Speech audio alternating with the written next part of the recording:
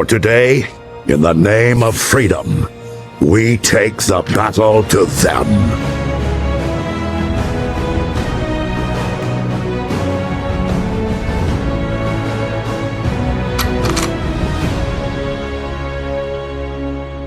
Ladies and gentlemen, Daredevil Born Again Episode 7 has finally released, and I got a lot to say. Some positive, some negative, which is gonna be, a bit of a difference because previously I have just been praising this show to no end. But I feel like this is the first episode where I'm like, Okay, apart from episode 5. This one it was good, but it had some problems. So this episode, they really kind of just went full speed ahead with the relationship between Matt and Heather. And, I feel like this is really the episode where where I'm really feeling that lack of interest with the side characters. Buck is nothing like Wesley. Heather is nothing like Karen or Claire. Cherry is nothing like Karen or Foggy. These characters are just kind of dispensable, should I say. They're not as interesting as they should be, and I guess that just kind of is chalked up to the whole like redoing the show thing, which I don't know, man. I don't know. But okay, the highlight of the episode, let's just talk about him, is Muse. Muse, I was so excited to see what this man was going to do because I said it last week that he has probably one of, if not my favorite designs for a comic book villain. I think he looks absolutely fantastic. He looked creepy. The fact that his costume was made of a canvas is just genius.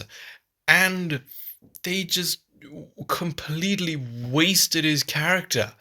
And that pisses me off because this should have been a villain that should have lasted to maybe the end of the season, because realistically, who else is the villain gonna be? You got Kingpin, sure, but come on, you gotta have another antagonist.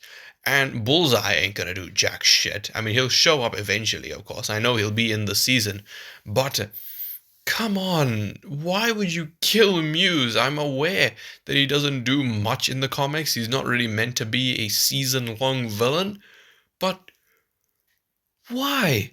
Why? It does suck that he died in such an anticlimactic way, considering Heather is a character that very few of us actually care about. And, of course, I know that she has an interesting storyline in the comics. I don't know what it is, so please don't spoil it. But yeah, I don't know, man. I don't know. I feel like them getting rid of Muse is kind of just as bad as them killing Foggy in the beginning of the season, because I said it about Foggy and I'll still say it now, is no matter what happens, I'll be pissed, because if they killed him, if he's actually dead, I will be pissed, because it was such a stupid way to kill Foggy off at the opening scene of the show when you should have given us time to breathe. And then I know realistically that was more than enough time to breathe. We had like 7 years, but and if he is alive, well then that's just gonna make whatever sort of emotional impact that moment had vanish. So yeah, especially that scene with Frank. That scene is gonna be way worse if Foggy is actually alive. But anyway, coming back to this episode, we didn't actually get anything of Muse as far as killing goes, which is rather interesting, considering what a brutal killer he is. I don't know why I'm saying brutal as if he kills people horrifically. He doesn't, but he's still an extremely dark and creepy, horrifying character. I don't know, and especially since I heard in the comics, Muse has an ability where he basically is able to avoid Daredevil. Well, Daredevil can't detect him or something like that. And I feel like that would have been really cool because that would explain how he got away from Matt in the last episode. But I don't know. I don't know if he can come back to life, but nah, I think he's dead. And man, that sucks because he could have been such an awesome character. But yeah, moving on from the heartbreak of Muse being killed, literally like one episode after he got his real debut. That's depressing, isn't it? He's like he's teased. He has two scenes in episode four, which are like 20 seconds long. I think it was episode four, and then like episode six, he gets like three scenes maybe, and then the next episode he's dead. Like, really? It's so dumb. But anyway, moving on from that, moving on to Kingpin, because I always have a little Kingpin section in these videos, because of course I love Kingpin, and oh, yep, just that. That moment when Buck said Daredevil's name, and you just see that reaction on his face, like, oh my god, goosebumps. That is so cool because you can see him, like you can see the wheels turning in that moment in his head, and then he's like, so he's back, and it's just so awesome. And even when he tells the freaking the Buck and the other guy, I actually forgot Michael Gandolfini's character's name, which again shows just how interesting these characters are. But anyway, um, when he just tells them to get out and he stares out the window, he just says to himself, he's back. It's so good because you know the relationship between these two. They both create each other. They're both being born again because of the other. And it's genius. It's so good. And even in this episode, you get some great scenes with Kingpin, like when the detective is sort of explaining Bastion's backstory, which, by the way, them giving Muse an identity. I don't know why I didn't clock this. I just said I know and I don't know back to back. But anyway, um, like because of course most of us knew that Tyler from Wednesday was gonna be Muse, but I don't know why I didn't clock in my mind that they actually gave Muse an identity. But even in that scene, you just see that smile on Fisk's face when she mentions Daredevil. Because you can see he kind of enjoys it. He's like, oh, he's back, I have something to do at least. And the fact that he brings up, I love his little monologue of when he brings up his 10-year operation that was fail proof. And you can clearly see him trying to justify his business. He genuinely thought that he was doing good for the world. And I think that that is fucking hilarious. I love that, but it's such good writing because it shows that Kingpin genuinely believes that what he was doing was right. And then, you get the end of that episode when he obviously fabricates what actually happened because, of course, Heather killed Muse, but he's telling the general, he's like, there was no one else. Is that understood? You and your task force. You killed Muse. I love doing the Kingpin impression in case you haven't noticed. But I don't know, it's just funny. But yeah, I love that he's now covering up that Daredevil was there. And them just holding up Muse's mask, to me, just eliminates any possibility of Muse coming back. But I don't know, I just love that scene.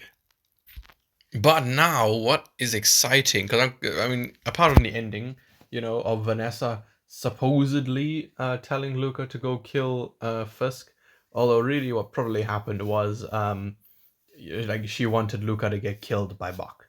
I'm assuming that's what happened. Or Fisk, whichever one. But I can't be the only person who thought that she was gonna like trick Luca. And like when he looks at his phone, I honestly thought someone was just gonna come in and shoot him. But anyway, moving on from that whole thing, I am very interested to see these next couple episodes because, from my understanding, this was the last episode of the show before the overhaul. So the next, like until the rest of the season, until the end of the season, these will be completely new episodes that were done after the overhaul. And that's really interesting. I'm hoping, please have Punisher in this episode. You teased him in episode 4. We've just had episode 7 and we haven't even had him show up again. Come on, please. I need Frank back. Especially with, and like the whole thing with the police using his logo, just like that just vanished. I don't know why. Like, obviously, they're meant, of course, they're the anti-vigilante task force, but why did I say it like an American task force? The anti-vigilante task force. But them using the Punisher logo, that just kind of vanished from the narrative. I don't know why, I don't know how, because that's a pretty big thing that Frank should realistically be pissed about. But yeah, I find, I don't know, episode 6, this is really where I'm feeling conflicted because I'm now feeling that the side characters are pretty empty. That, there's just certain things that don't make sense, certain things that they are just wasting, like Muse probably being the worst offender. Muse just died, they just completely dropped the whole Punisher copycat storyline. And I don't think we're ever gonna find out who killed Hector Ayala because we were meant to believe, oh, it's a cop. But even the guy himself, Powell, who is a part of this gang, didn't know anything about the death of Hector, which is really strange. I don't know. I really want to know who killed Hector. But that's another thing that I just don't think we will ever see wrapped up. And it is kind of disappointing. I know I'm ragging on this episode a lot. I did enjoy it. I enjoyed everything except for the Muse scene. But everything else negative that I've said, I've only thought about afterwards. As far as the actual episode goes, I was really, really enjoying it. Especially what they're doing with Michael Gandolfini's character. You can really see that he's kind of like baby Kingpin. Yeah, like, he looks like baby Kingpin, he acts like baby Kingpin. So, yeah, I mean, who knows, honestly. Just please let me know your guys' thoughts on this episode. Do you think I was perhaps being a bit too harsh on it? But yeah, do you think Muse is dead? Actually, that's a really dumb question to say. He doesn't have his mask anymore. He's definitely dead. But yeah, please, just anything and everything, let me know down in the comment section below. And yeah, I think that is pretty much it. So, if you did enjoy this video, then please leave a like, subscribe, and goodbye.